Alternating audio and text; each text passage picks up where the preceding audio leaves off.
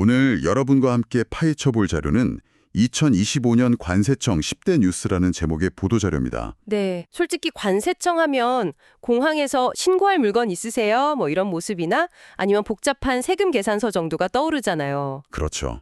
대부분 그렇게 생각하시죠? 그런데 이 자료를 제가 찬찬히 뜯어보니까 이건 단순히 세금 걷는 기관의 업무 보고가 아니더라고요. 오, 지금 전 세계에서 벌어지는 무역 전쟁, 또 우리 사회를 위협하는 마약 문제, 그리고 인공지능 AI라는 미래 기술까지 이 모든 것의 최전선에 관세청이 서 있었습니다. 맞아요. 연말에 나오는 이런 10대 뉴스 자료를 그냥 홍보물로 넘기기 쉬운데요. 네네. 사실은 그 기관의 1년치 고민과 앞으로 나아갈 방향이 담긴 일종의 전략 지도나 마찬가지죠. 아, 전략치도 표현이 와닿네요. 네, 그래서 오늘 이 10가지 뉴스를 순서대로 하나씩 보는 것보다 세 개의 큰 덩어리로 묶어서 보면 훨씬 입체적으로 이해할 수 있을 겁니다. 새 덩어리요. 네, 첫 번째는 글로벌 무역 전쟁의 방패이자 창, 두 번째는 우리 일상을 지키는 촘촘한 안전망, 그리고 마지막은 AI로 설계하는 미래. 와, 좋습니다. 그럼 그 첫 번째 덩어리, 글로벌 무역 전쟁의 방패이자 창부터 시작해 볼까요? 네, 역시 가장 먼저 눈에 띄는 건 미국과의 관계네요. 두 번째 뉴스, 미국 관세정책 대응 특별대응본부 출범, 줄여서 미대본이라고 하던데요. 아, 네, 미대본. 미국이 상호관세를 부과하겠다고 발표하자마자 3월에 바로 만들었다고 하는데 솔직히 이런 대응팀 만든다고 해서 복잡한 미국의 정책이 크게 달라질까 하는 생각도 들거든요. 네, 흥미로운 지적이신데요. 바로 그 지점이 미대본의 핵심입니다. 아, 그런가요? 이건 미국 정책을 바꾸려는 게 아니에요. 그게 아니라 그 복잡한 정책의 파도 속에서 우리 기업들이 길을 잃지 않도록 정밀 내비게이션 역할을 해주는 거죠. 정밀 내비게이션이요? 네. 예를 들어서 자료에 한미 품목번호 연계표를 제공했다는 내용이 나오잖아요. 네, 나옵니다. 이게 왜 중요하냐면 미국 관세는 같은 물건이라도 어떤 품목번호, 그러니까 HS 코드로 신고하느냐에 따라서 세율이 정말 천차만별로 달라집니다. 아, 여기서 실수 하나 하면 수십억 원의 관세 폭탄을 맞을 수 있거든요. 기업 입장에선 이 정보 하나가 생존의 동아줄인 셈이죠. 와, 그렇군요. 그러니까 관세청이 단순 집행기관이 아니라 이제는 무역 전쟁터의 작전 참모 역할을 자초하고 나선 겁니다. 아, 통할이 어디서 날아올지 모르는 전쟁터에서 가장 정확한 지도를 그려주는 역할이었군요. 바로 그거죠. 그런데 자료를 보면 우리 기업을 돕는 것뿐만 아니라 국산으로 둔갑해서 우회 수출하는 행위는 엄단했다고 나와요.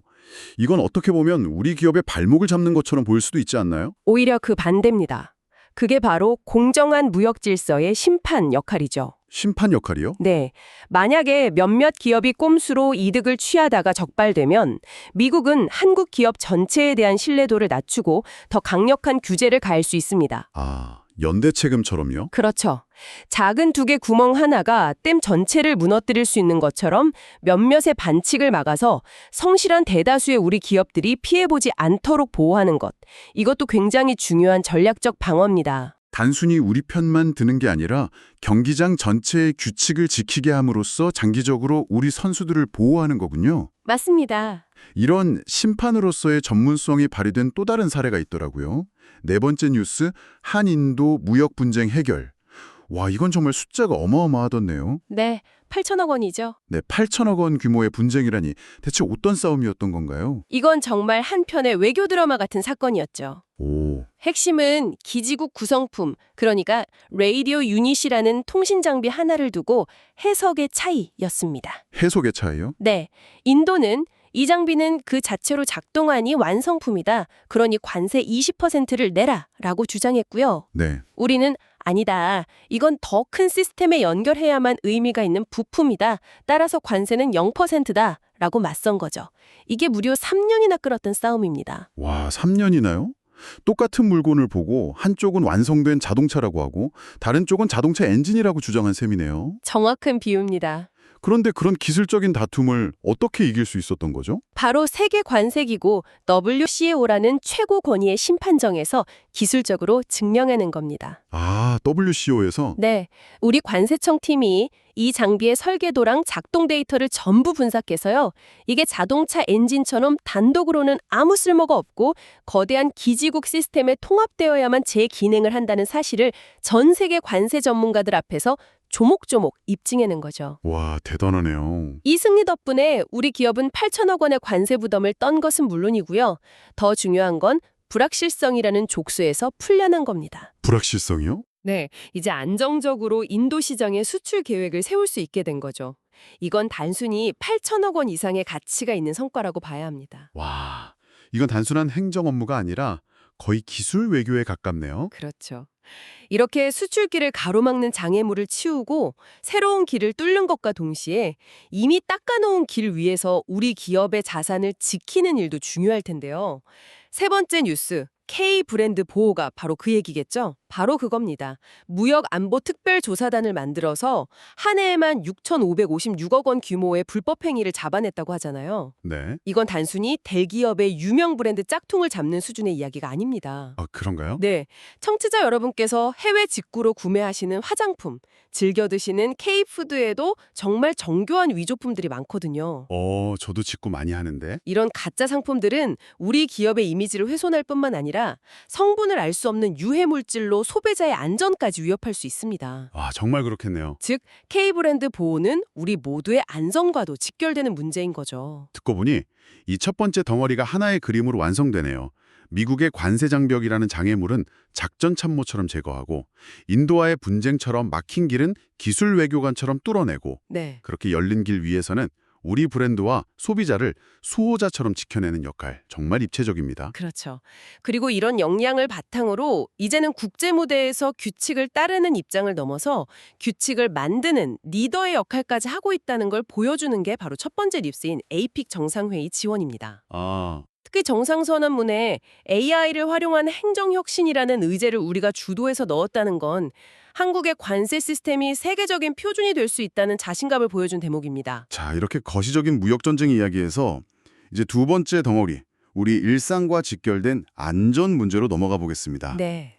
요즘 뉴스만 켜면 나오는 게 마약 이야기라 걱정이 많은데요.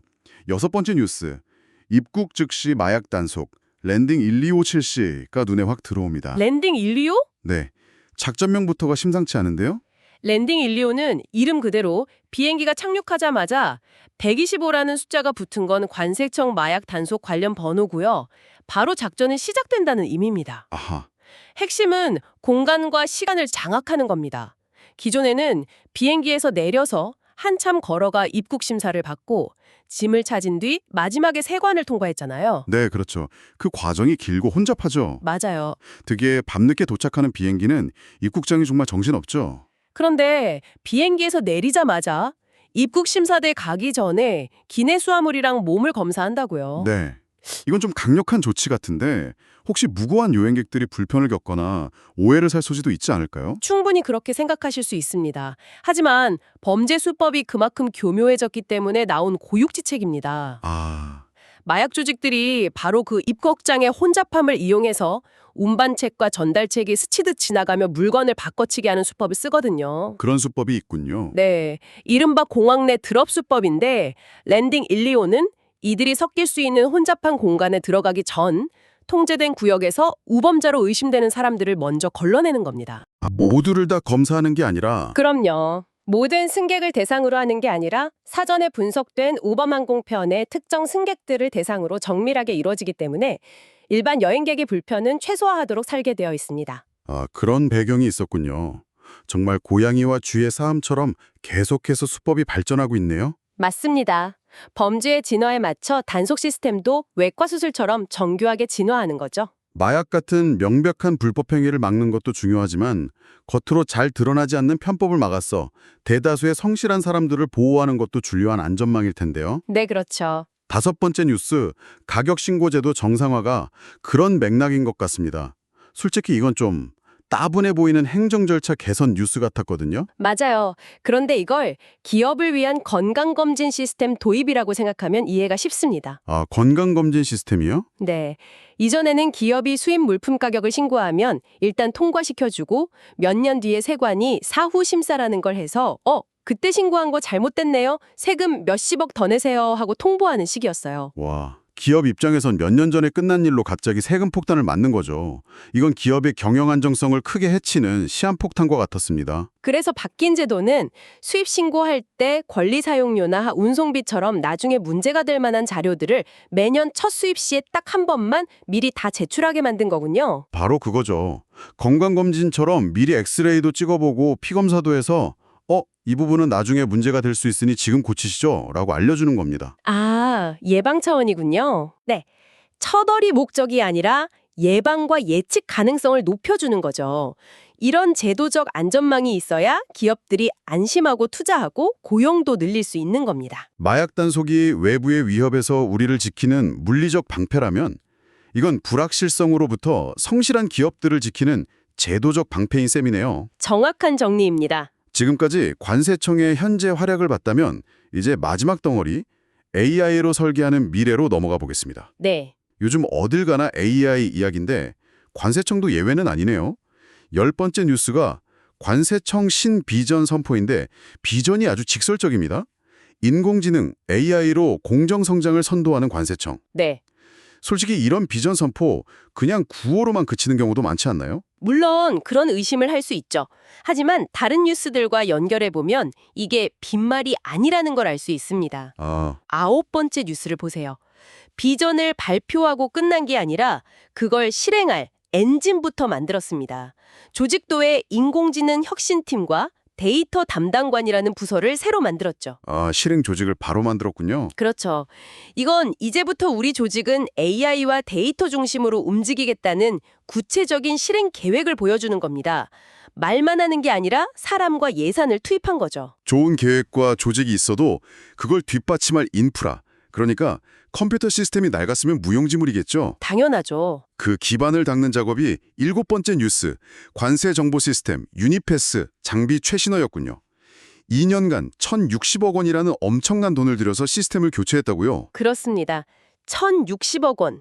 이건 그냥 노후 장비 교체 수준이 아닙니다. 그럼 뭔가요? 앞으로 도입될 수많은 AI 기술들을 감당할 수 있는 일종의 AI 고속도로를 새로 깐 셈입니다. AI가 방대한 무역 데이터를 분석하려면 강력한 컴퓨팅 파워가 필수적인데 그 심장을 완전히 새 것으로 바꾼 거죠. 그 효과가 숫자로 바로 나타나네요. 수입 신고서 자동 처리 속도가 2.5배 빨라져서 기존에 24초 걸리던 게 9.7초 만에 끝난다고 합니다. 네. 그런데 사실 24초나 9.7초나 15초 정도 차이인데 이게 일반인 입장에서는 크게 와닿지 않거든요. 이게 현장에서는 어떤 의미가 있는 변화인가요? 정말 좋은 질문입니다. 대기업에게 15초는 아무것도 아닐 수 있죠. 하지만 예를 들어 해외에서 원두를 수입해서 로스팅해 파는 작은 카페 사장님을 한번 생각해 보세요. 네. 이분에게는 하루라도 빨리 통관에 끝나서 신선한 원두를 받는 게 생명입니다. 아, 그렇죠. 신선도가 중요하니까. 네. 통관이 15초 빨라진다는 건 수많은 신고건들이 쌓였을 때 전체 물류 프로세스가 몇 시간 혹은 하루까지도 단축될 수 있다는 의미입니다. 와. 물건이 빨리 들어오면 창고 비용이 줄고 고객에게 더 빨리 판매할 수 있으니 자금 회전도 빨라지죠. 25초는 중소기업에게는 돈이고 경쟁력입니다. 와, 15초의 나비 효과가 그렇게까지 이어질 수 있군요.